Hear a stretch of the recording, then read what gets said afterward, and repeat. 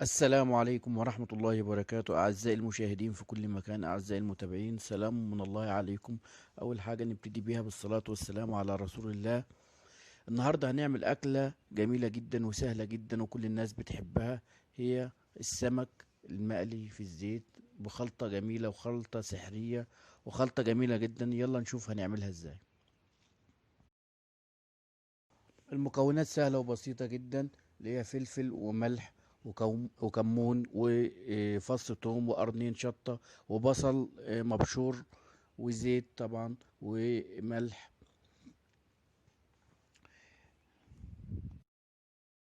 زي ما حضراتكم شايفين السمك متنضف كويس جدا. بنجيب البهارات كلها على بعضها وبنخرط القرنين الفلفل. يعني العملية بسيطة وسهلة جدا. عندك خل وعندك كرفس، وبنخلطهم مع بعض مع سنة زيت، وبنخرط البصل مبشور كده مع بعضه. تمام، ونعمل صوص جميل كده وندعك السمكة بيهم وقلب السمكة ونسيبهم ساعة كده يتخمروا. بتبقى الأمور سهلة وبسيطة جدا، وبيبقى طعم جميل جدا جدا يعني. المكونات سهلة وبسيطة زي ما حضراتكم شايفين: خل وملح وفلفل وكمون وشطة وقرنين فلفل. يلا بينا نحط الخلطة مع بعض. حطينا الكمون والفلفل والملح على بعض، ونخرط القرنين الفلفل والثوم نحطهم برضو مع الصوص الجميل ده.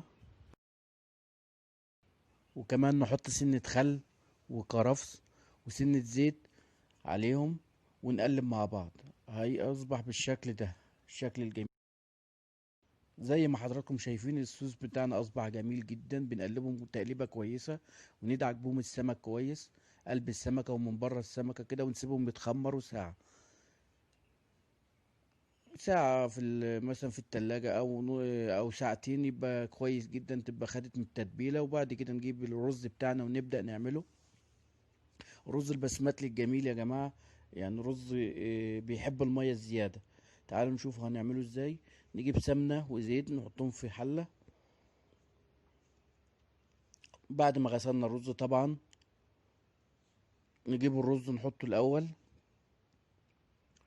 ونقلب تقليبه كويسه كده. نقلب الرز بالزبده بالسمنه الاول كده تقليبه كويسه، وبعد كده نحط الميه بتاعتنا. حطينا الرز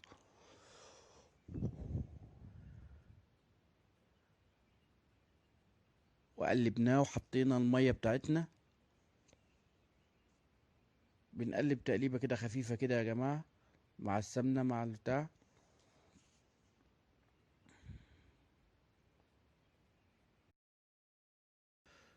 قلبنا الملح مع الميه ونغطيه نسيبه فتره على ما الميه تنشف بتاعته، وبعد كده نوطي عليه ونشمع عليه.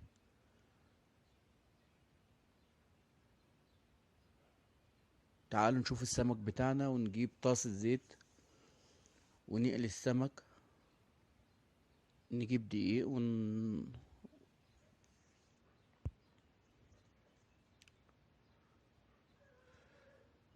طبعا الزيت بيكون سخن،